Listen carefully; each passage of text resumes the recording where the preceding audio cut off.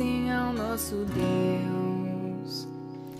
Todos os povos, tudo que existe, louvem ao eterno Deus.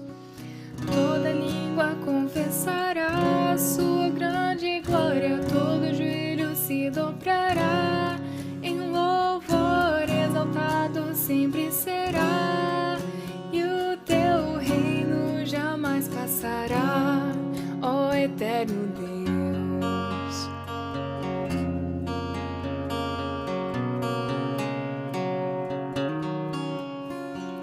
Louvor e honra, poder e glória pertencem ao nosso Deus. Todos os povos, tudo que existe, louvem ao eterno Deus.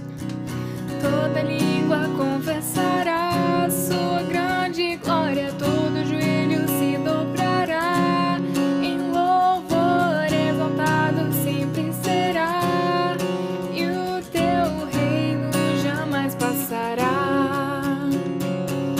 Toda língua confessará a sua grande glória, todo joelho se dobrará, em louvor exaltado sempre será, e o teu reino jamais passará, ó eterno Deus.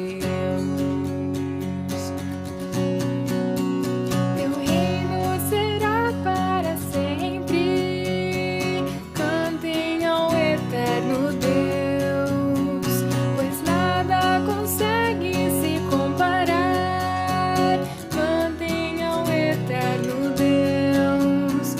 Teu reino será para sempre, cantem ao eterno Deus, pois nada consegue se comparar, cantem ao eterno Deus. Toda língua confessará a sua grande glória, todo joelho se dobrará, em louvor exaltado sempre será, e o teu reino jamais passará. Toda língua confessará a sua grande glória, todo joelho se dobrará, em louvor exaltado sempre será, e o teu reino jamais passará, ó eterno Deus.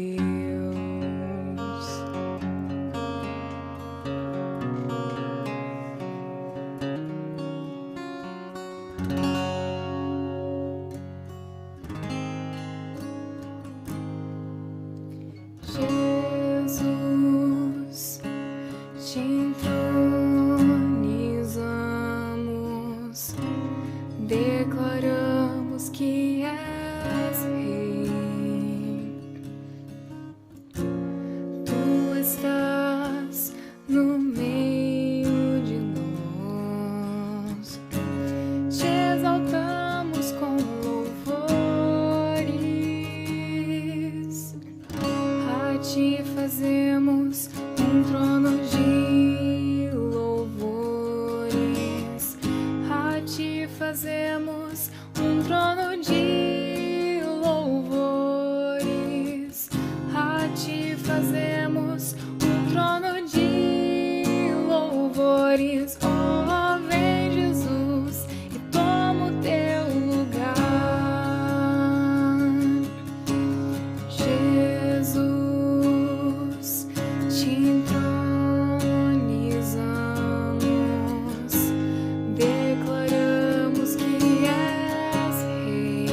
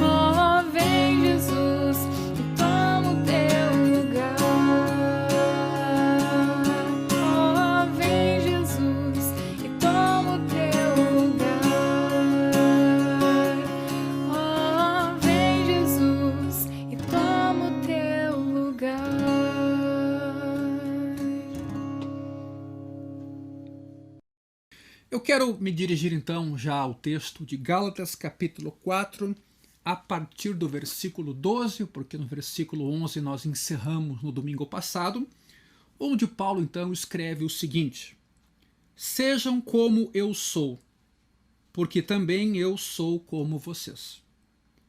Isto é o que lhes peço, irmãos. Vocês não me ofenderam em nada. E vocês sabem que eu lhes preguei o evangelho a primeira vez por causa de uma enfermidade física. E por mais que a minha enfermidade na carne lhes tenha sido uma provação, vocês não me trataram com desprezo nem desgosto. Pelo contrário, me receberam como anjo de Deus, como o próprio Cristo Jesus. O que aconteceu com a felicidade que vocês tinham? Porque posso dar testemunho de que, se fosse possível, vocês teriam arrancado os próprios olhos para me dar. Será que, por dizer a verdade, me tornei inimigo de vocês? Esses que se mostram tão zelosos em relação a vocês não estão sendo sinceros. O que eles querem é afastar vocês de mim, para que vocês se interessem por eles. É bom ser sempre zeloso pelo bem, e não apenas quando eu estou com vocês. Meus filhos, por quem, de novo, estou sofrendo as dores de parto, até que Cristo seja formado em vocês. Bem que eu gostaria de estar agora aí com vocês e falar em outro tom de voz, porque estou perplexo com vocês. Vejam como Paulo termina o trabalhado em vão. O que vemos nessa passagem? Vemos aqui que Paulo não é sinônimo de argumento somente. E ele argumentou muito até agora, até de forma filosófica, né? Um Paulo parece sem afeto. Não, aqui Paulo demonstra uma ternura muito grande. Ele chama os Gálatas de irmãos, no versículo 12, conforme lemos há pouco, e chama também os Gálatas de meus filhos, no versículo 19. Paulo chega a comparar-se com a mãe dos Gálatas crentes, alegando que inclusive está sofrendo dores de parto até Cristo ser formado nesses destinatários ou leitores. Até o capítulo 3, o que a gente viu, e foi o caminho que percorremos até aqui, vimos uma faceta de Paulo mais como teólogo, como apóstolo, defensor da fé cristã por causa da perversão praticada na Galácia. Mas agora é inevitável, a gente vai ver um Paulo mais humano, mais pastor, apaixonado pelas almas e se dispondo a sofrer de novo dores de parto até Cristo ser formado nas pessoas. Porque às vezes você imagina que a obra iniciada já é uma obra terminada, e às vezes, ao contrário, você precisa de novo sofrer as mesmas dores. No versículo 12 dessa passagem, Paulo deseja que os Gálatas crentes imitassem a sua fé em Cristo. Quer dizer, que os Gálatas crentes fossem libertos da influência dos falsos mestres, lembra? Dos judaizantes, daqueles que queriam adicionar obras à salvação, para que os Gálatas vivessem a verdadeira liberdade cristã. Ora, nenhuma condenação mais para quem está em Cristo existe. Queremos alguma coisa além disso, ou diferentemente disso? Quem experimentou o perdão absoluto de Deus por causa da obra de Jesus, não dependente de nossas obras, quer voltar de novo a fazer depender a sua salvação das suas próprias obras, então tendo sempre dúvida, nunca sabendo se fizemos o suficiente? Não. Paulo está dizendo aos Gálatas, por que retornar e se escravizar de novo? Ora, quando o rei Agripa, em outro momento, disse a Paulo, você vai lembrar, por pouco você me convence a me tornar cristão. Isso está no capítulo 26 de Atos. Paulo, diante dessa fala de Agripa, onde Paulo vinha argumentando sobre a fé cristã, ele responde o seguinte: peço a Deus que faça com que por pouco ou por muito, porque Agripa tinha dito por pouco você me faz um crente, não apenas o Senhor o Rei, mas todos os que hoje ouvem a mim venham a ser alguém como eu, mas sem essas correias. E Paulo então estava preso diante de Agripa. Então o que ele queria? Veja que coisa simbólica, né?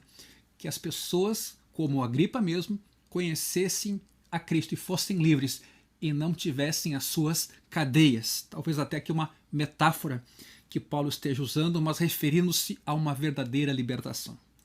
Em outras palavras, meus irmãos, Paulo disse: eu não quero que o Senhor se torne prisioneiro como eu, Agripa, mas que se torne cristão como eu. Todo cristão deveria poder dizer isso muito espontaneamente, que está tão realizado e livre em Cristo e alegre pela salvação dada por Cristo, que gostaria que todos os demais pudessem se tornar como ele. E é o que Paulo está desejando aqui nesse versículo 12. Por outro lado, Paulo também se tornou como um dos Gálatas. Sim, ele também fala nesse sentido. Quando?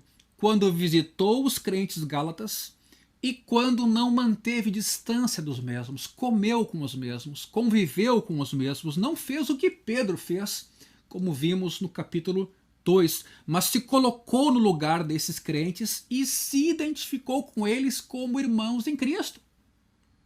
Como irmãos em Cristo. Superada a questão étnica ou questão legal da própria lei, Paulo percebeu que em Cristo não havia mais etnia e nem era possível mais que a lei fizesse sentido salvífico. Embora Paulo fosse judeu, tornou-se um gentil entre os crentes gálatas. Ora, para com os judeus, ele escreveu em outro lugar, na primeira carta aos Coríntios, no capítulo 9, para com os judeus fiz-me como judeu, a fim de ganhar os judeus. Para os que vivem sob o regime da lei, como se eu mesmo assim vivesse para ganhar os que vivem debaixo da lei. Embora eu não esteja debaixo da lei. Aos sem lei, como se eu mesmo o fosse, não estando sem lei para com Deus, mas debaixo da lei de Cristo, para ganhar os que vivem fora do regime da lei. Fiz-me fraco para com os fracos, a fim de ganhar os fracos. Fiz-me tudo para com todos, a fim de, por todos os modos, salvar alguns. Então, era isso que estava na cabeça do apóstolo Paulo, enquanto entre os gálatas crentes, gentios convertidos, ele se sentia em família e Cristo era o fundamento principal dessa comunhão. Vejamos que princípio fundamental a gente observa Paulo explicitar aqui e também retomando 1 Coríntios 9, 20. Quando buscamos ganhar outras pessoas para Cristo, nossa intenção, em certo sentido, é fazê-las iguais a nós. Mas o meio de se chegar a esse fim é também fazer-se igual a elas. Para que as pessoas se tornem iguais a nós em nossa fé e em nossa experiência cristã, é preciso primeiro que nos tornemos iguais a elas, num certo sentido, como? Expressando a compaixão cristã. Devemos poder dizer como Paulo: eu me tornei como vocês, andando nas trevas, mas sendo luz, dando um bom testemunho e dizendo: agora sejam como eu. Essa abordagem inicial de Paulo aqui é importante não somente porque apresenta a atitude pastoral do apóstolo, uma atitude agora mais pastoral do que a de um teólogo ou de um apóstolo, mas isso também é importante porque nos ensina algo sobre o relacionamento do pastor com o seu rebanho. Primeiro, Paulo contrasta nesse documento, a partir do versículo 13, a atitude dos Gálatas para com ele no passado, com a atitude deles agora, atualmente. E depois, no versículo 17 em diante, Paulo contrasta a sua atitude para com esses crentes Gálatas com a atitude adotada por eles em relação aos judaizantes ou em relação aos falsos mestres. No versículo 12, Paulo não tem queixas quanto ao tratamento que recebeu no passado. Ele deixa isso registrado. Ele não tem ressentimento sobre isso. Aliás, o comportamento dos Gálatas tinha sido exemplar com Paulo, e ele relata isso nesse documento. Não sabemos ao certo ao que Paulo se refere quando falou da sua enfermidade física no versículo 13. Muita coisa tem sido dita, estudada, pesquisada a esse respeito. Lucas, por exemplo, que escreveu Atos, nada registrou a esse respeito, que uma enfermidade de Paulo tivesse sido, por exemplo, como Paulo aqui registra, a causa da sua visita às cidades da Galácia. Mas talvez Paulo possa ter adquirido algum tipo de infecção a caminho da região da Galácia, que fez com que ele então tivesse que se deter naquele lugar, em especial em alguma das cidades. Provavelmente essa enfermidade possa ser a mesma do espinho na carne, relatado em 2 Coríntios 12, versículo 7, que Paulo chama de mensageiro de Satanás, que visava esbofeteá-lo para que ele não se ensoberbecesse com a grandeza de tudo aquilo que Deus lhe revelou. Algumas pessoas acham que Paulo possa ter pego até malária nos pântanos infestados de mosquitos do litoral da Panfilha. Naquela ocasião em que João Marcos, vocês lembram, perdeu a coragem e deixou Paulo seguir o seu caminho, e ele volta para casa. Atos capítulo 13, versículo 13, registra esse momento.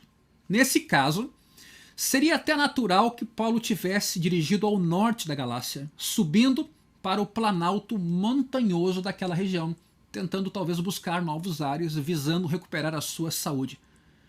E é possível até que, chegando lá, já pudesse estar com algum tipo de febre ou infecção mais avançada.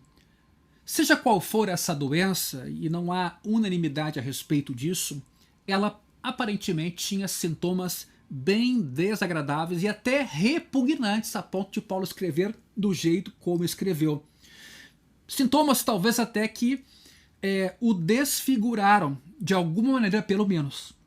Além disso, se lermos o versículo 15 dessa passagem, dentro do seu contexto, é claro, parece que a enfermidade lhe afetou a visão, porque Paulo aqui chega a escrever que se os Gálatas pudessem, teriam dado a ele os seus próprios olhos.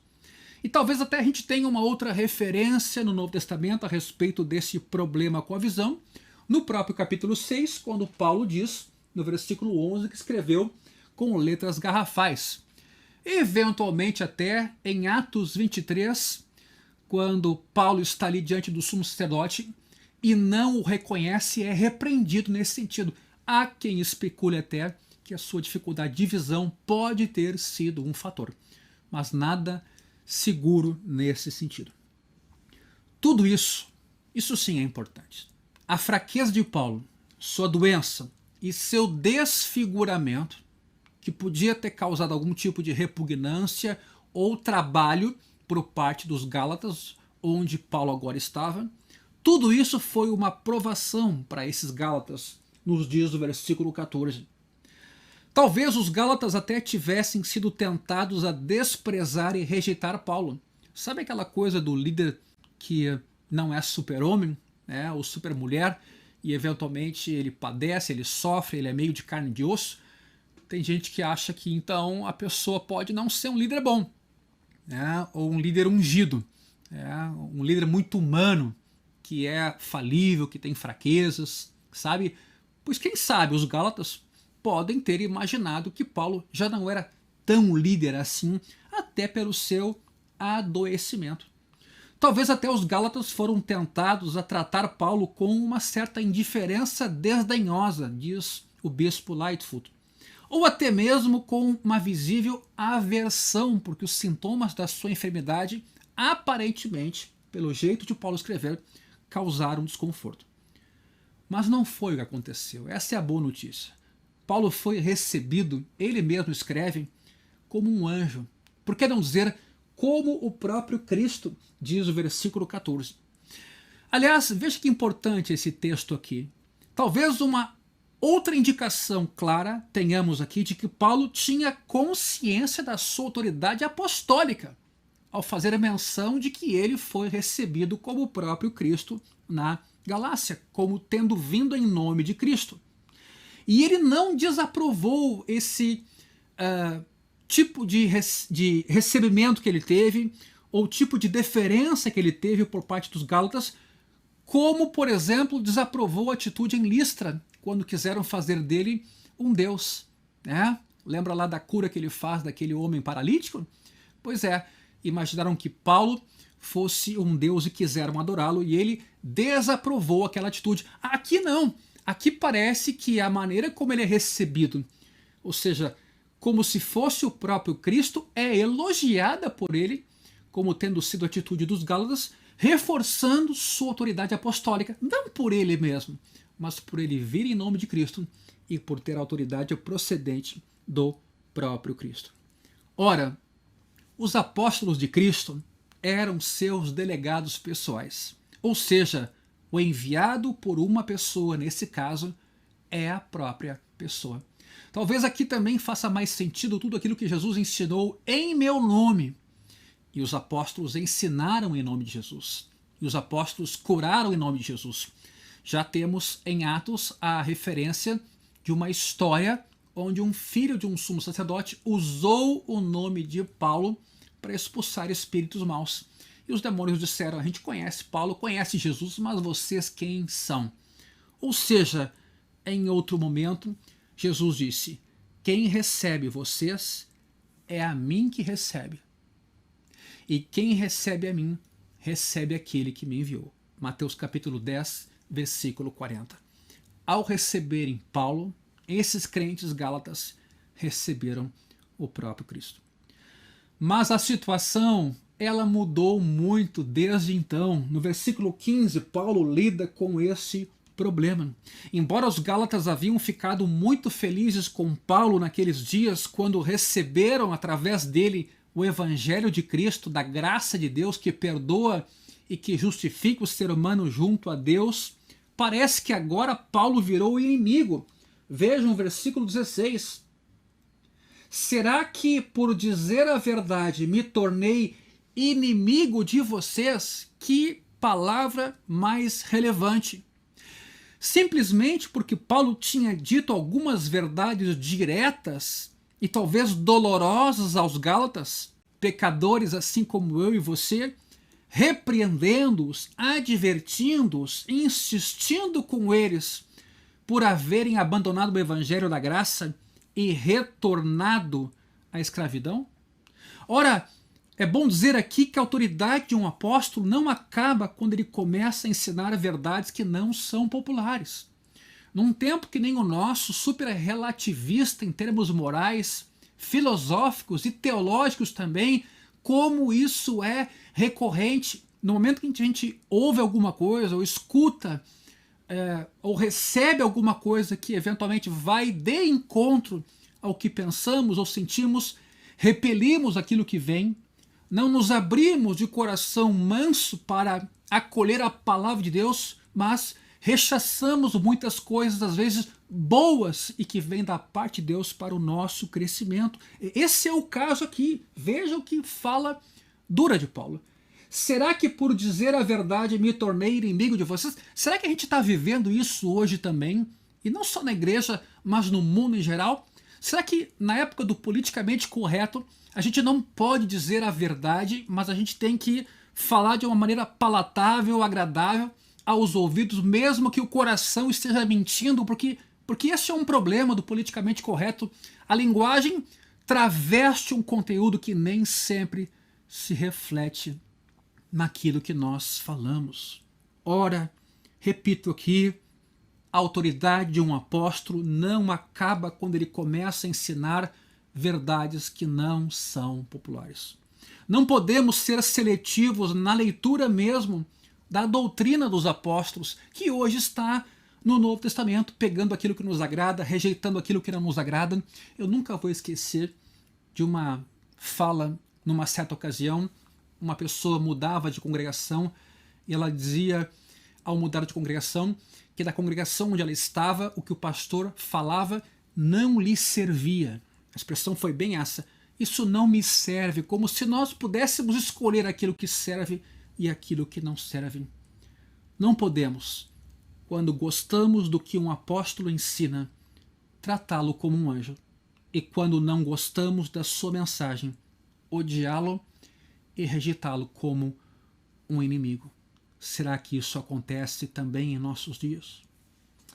Ora, no versículo 17, que leio também, esses que se mostram tão zelosos em relação a vocês não estão sendo sinceros. O que eles querem é afastar vocês de mim, para que vocês se interessem por eles. Aqui nós vemos que os falsos mestres estavam adulando os gálatas crentes de forma hipócrita e não sincera, basicamente no sentido de ganhar o apoio, ganhar a confiança deles, não que houvesse intencionalidade profunda e verdadeira nesse sentido. Parece que era mais ou menos uma ideia de ganhar uma batalha junto a Paulo. A fim de ganhá-los para o seu evangelho pervertido, os judaizantes estavam bajulando e dando, por isso, enorme atenção aos gálatas. Você já viu isso? Quando você vê numa situação específica alguém bajulando ou dando atenção, mas os fins não são puros, não há verdade naquilo, há uma intencionalidade secundária, não clara com aquela iniciativa. Então, Paulo alega, é bom ser sempre zeloso pelo bem. Que palavra o apóstolo nos traz aqui no versículo 18. É bom ser sempre zeloso pelo bem. A verdadeira motivação dos judaizantes, Paulo explicita aqui, infelizmente, meu irmão, era afastar os gálatas de Paulo, diz o versículo 17. Esses que se mostram tão zelosos em relação a vocês não estão sendo sinceros. O que eles querem é afastar vocês de mim. Por isso, essa verdadeira motivação era afastar os gálatas de Paulo e afastá-los também da liberdade que existe em Cristo Jesus. Ora, quando a fé cristã é considerada como liberdade em Cristo, os cristãos, preste bem atenção nisso, não ficam em subserviência para com seus mestres humanos. Eles os respeitam, eles os honram, eles oram pelos líderes, eles agradecem a Deus por esses líderes que foram colocados na vida deles para servir, mas eles olham para Cristo, eles se agarram em Cristo, a salvação deles está em Cristo. Mas quando a fé, meus irmãos, se transforma em servidão a regras e regulamentos, as vítimas ficam inevitavelmente presas e sujeitas, amarradas aos seus mestres, como foi na Idade Média. No versículo 19, o que encontramos? Paulo aqui chama os gálatas de meus filhos, como vimos no início desse sermão. Ele quer que Cristo seja formado neles. Há uma intencionalidade, um desejo puro e verdadeiro de Paulo, no sentido de que Cristo seja formado na vida dos seus leitores. E a metáfora que Paulo usa aqui, a figura de linguagem, é a das dores de parto. Paulo já havia entrado em dores de parto anteriormente por esses crentes gálatas, quando pregou o evangelho a eles e discipulou-os no início da sua caminhada, lá quando receberam o evangelho. Mas agora, veja, o afastamento dos gálatas provocava outro parto, outras dores, outra intensidade de ação por parte de Paulo, no sentido de se preocupar com o primeiro trabalho feito. A diferença é grande. Os falsos mestres estavam querendo dominar, manipular os gálatas. Paulo, ao contrário, desejava que Cristo fosse formado neles e assim eles tivessem autonomia de fé, se agarrando a Cristo e não a falsos mestres. Os judaizantes eram egoístas. quanto ao seu próprio prestígio e posição. Paulo não estava preocupado com isso. Paulo estava preocupado e preparado por se sacrificar pelos Gálatas, para sofrer até que Cristo fosse formado na vida deles. Meus irmãos, minhas irmãs, como é importante hoje que Deus restaure a sua igreja, restaure a todos nós, nos restaure o coração, que às vezes nos engana, como Jeremias mesmo disse, é enganoso mais do que todas as coisas e desesperadamente corrupto. Quem o conhecerá? Por isso precisamos ir todos os dias ao nosso Deus, a sua palavra, para que ele nos sonde, para que ele nos examine, para que ele nos ilumine, nos livre dos próprios enganos. O próprio Davi chegou a orar: Senhor, me absolve das faltas que me são ocultas. Em outro lugar ele disse: derrama luz nas minhas trevas. Como é importante hoje, meus irmãos, que nós façamos uma autocrítica à luz da palavra de Deus antes de repelirmos quem vem nos ajudar, ou de rechaçarmos a palavra quando ela vem para nos transformar, nos corrigir. Ora, como a gente tem dificuldade nesse sentido de Cristo ser formado em nós. Lembro de um autor que, escrevendo um livro sobre música, disse: por que as pessoas têm tanta dificuldade de serem corrigidas? Ora, elas não creem que Cristo justificou elas pela fé? E que elas precisaram de Cristo exatamente porque são pecadoras? O que muda de uma velha vida em que elas são justificadas em Cristo para uma nova vida onde elas continuam justificadas por Cristo? Será que elas imaginam que não terão pecados a serem corrigidos e tratados? Por que somos tão duros, tão cegos e tão insensíveis, repelindo toda ajuda que por muitas vezes Deus encaminha a cada um de nós, por intermédio de alguém, por intermédio de um texto bíblico, por intermédio de um pastor, de um amigo? Deus trabalhe com o nosso coração. As epístolas de Paulo têm orientação perfeita nessa passagem para o ministério cristão, para o ministério pastoral. Claro que o pastor não é um apóstolo de Jesus Cristo. Isso é muito importante dizer, porque isso no mundo evangélico de hoje não é claro. Nós temos ouvido muito a repetição da palavra apóstolo e não temos feito a devida distinção do apostolado dos primeiros discípulos de Jesus e o apostolado de outros hoje, em outro caráter, mais considerado como missionários ou pessoas que também falam em nome de Deus, mas não a ponto de mudar o Novo Testamento e a doutrina apostólica. Ou seja, o pastor não é um apóstolo de Jesus Cristo, pois ele não tem a autoridade de um apóstolo e logo não pode legislar, escrever nova doutrina como se fosse um.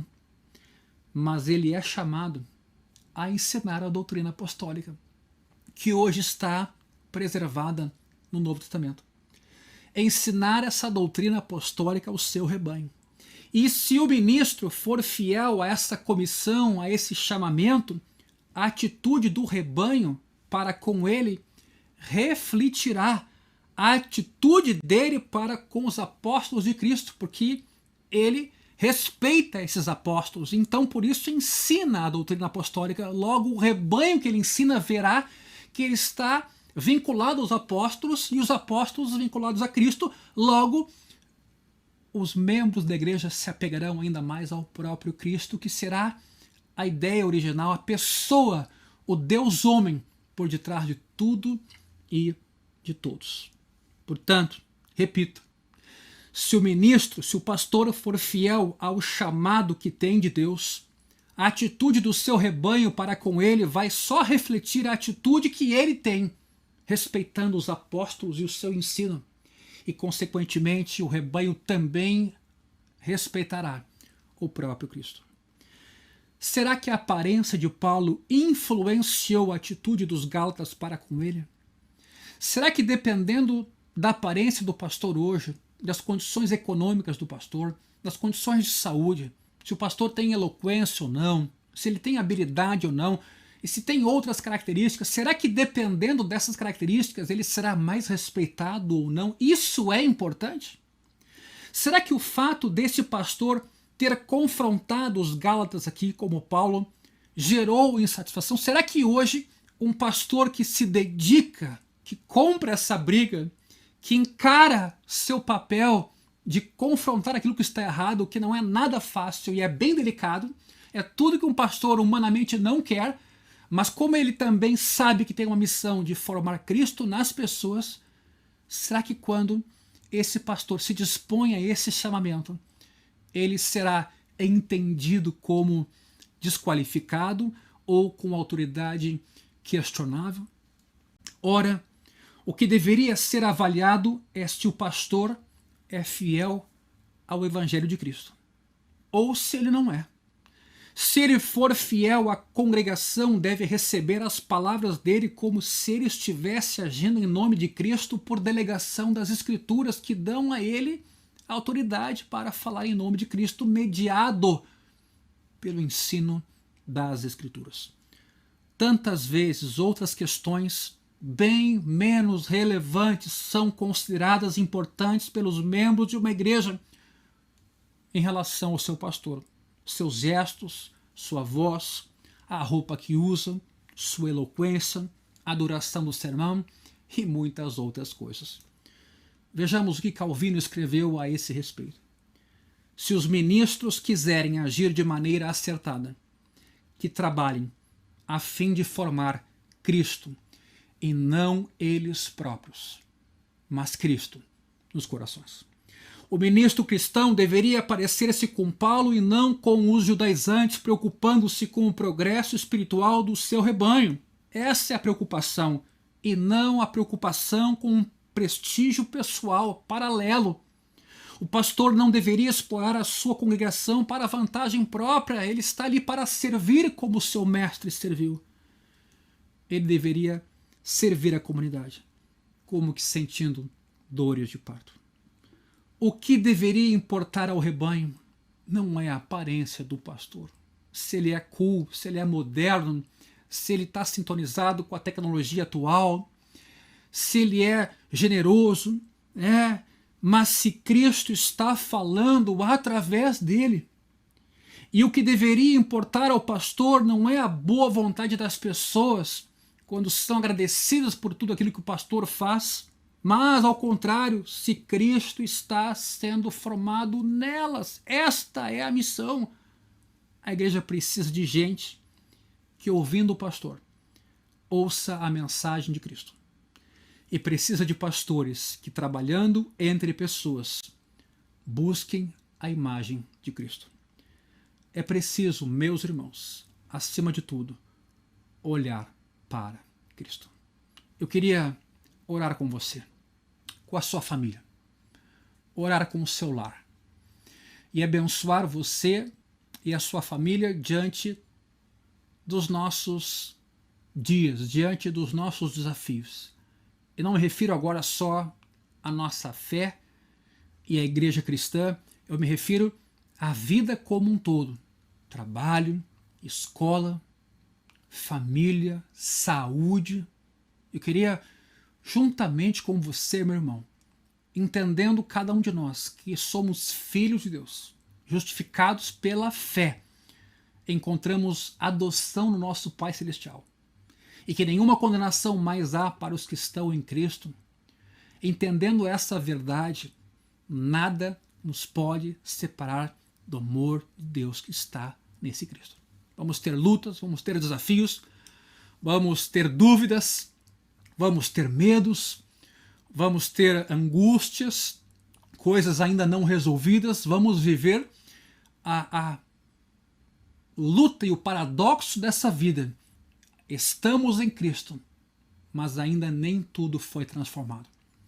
Estamos aguardando a cidade celestial. Estamos com os nossos olhos fixos para aquele que vai voltar. O nosso Redentor, ele está vivo. E eu queria então convidar você a orar neste momento. Pai, muito obrigado pela tua palavra. Poder de Deus. Palavra essa que não volta vazia, mas é próspera naquilo para o que foi designada. para o que foi planejado. Ela não volta sem ter fecundado a terra, sem ter gerado fruto, sem ter transformado, curado e libertado. Senhor, abençoa os meus irmãos que estão em casa. Abençoa a cada um de nós nesta noite, pela graça do teu Filho Jesus, pelo poder do Espírito Santo de Deus. Visita o teu povo, visita com esperança, visita com alegria, visita com a noção de que não estamos sozinhos, visita com a sensação de que a tua promessa continua de pé. Onde 2 ou 3 estão reunidos no teu nome, ali tu estás presente. Abençoa cada família hoje à noite. Abençoa cada lar. Abençoa cada irmão no seu trabalho. Guarda cada um com a tua saúde. Que a tua boa mão, que as tuas asas estejam nos cobrindo e nos protegendo de toda a seta, de todo o mal, de todos os ataques diabólicos. Abençoa a cada um de nós por meio da tua palavra. Essa que nos liberta, essa que nos transforma, essa que é o próprio Cristo em nós, esperança da glória. Muito obrigado por tudo, Senhor. Em nome de Jesus, teu Filho. Amém e amém.